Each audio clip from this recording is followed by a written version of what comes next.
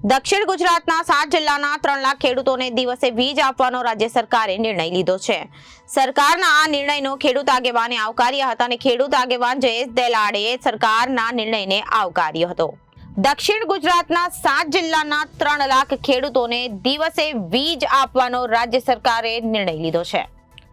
સરકારના નિર્ણયને ખેડૂત આગેવાનોએ આવકાર્યા હતા અને ખેડૂત આગેવાન જયેશ દેલાડે સરકારના નિર્ણય અને આવકાર્યો અને ખેડૂત અને સહકારી અગ્રણી એવા સુમુલ ડેરીના ડાયરેક્ટર જયેશ પટેલ દેલાડે જણાવ્યું કે ગુજરાતમાં વીજ સર્વોદય યોજના હેઠળ સરકારે 2020માં ખેતીને દિવસે વીજ આપવાની શરૂઆત કરી હતી, પણ દક્ષિણ ગુજરાતમાં વિલંબ થયો હતો। ગુજરાત સરકારે દક્ષિણ ગુજરાતના ખેડૂતોને હવે દિવસે વીજળી આપવાનું શરૂ કર્યું છે। આ નિર્ણય આવકાર્ય છે।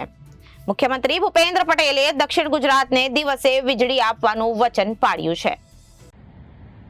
ખેડૂતોને ખાસ કરીને ગુજરાતમાં જે રીતની સ્થિતિ હતી કે દિવસે એક અઠવાડિયું વીજળી અને એક અઠવાડિયું રાતે વીજળી, એને કારણે રાતે ઠંડી હોય અને ખાસ કરીને જંગલી જાનવરોનો પણ ભારે ત્રાસ હોય અને સાપના ડોકા છોડીને રાતે વીજળી વાળવાની ખેડૂતો માટે ખૂબ જ મુશ્કેલી હતી।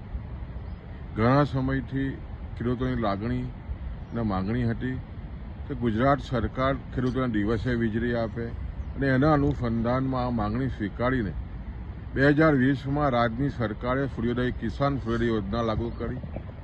આજે તમે જો તો આદરણીય મુખ્યમંત્રી ભૂપેન્દ્રભાઈ પટેલની આગેવાનીમાં અને ખાસ કરીને ઉર્જા મંત્રીએ જે રીતે કામગીરી કરી છે, અનેક કારણે દક્ષિણ ગુજરાતમાં લગભગ 3 લાખથી વધારે ખેડૂતોના ખેતરોમાં દિવસે વીજળી આવી છે।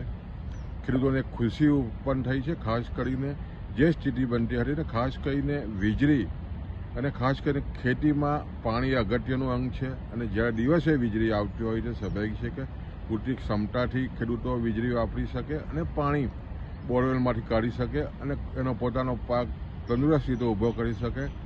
આ જે નિર્ણય કરવામાં આવ્યો છે એને કારણે સમગ્ર દક્ષિણ ગુજરાતના ખેડૂતોમાં એક આનંદની લાગણી છે, ગુજરાતના ખેડૂતોમાં આનંદની લાગણી છે કે ખેડૂતો માટે સંવેદનશીલ નિર્ણય આ સરકારે કર્યો છે।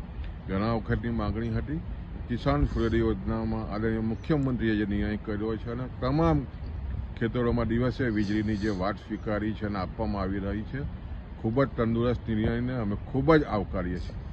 Reporter Arvind Rathod, Janadesh news, Surat.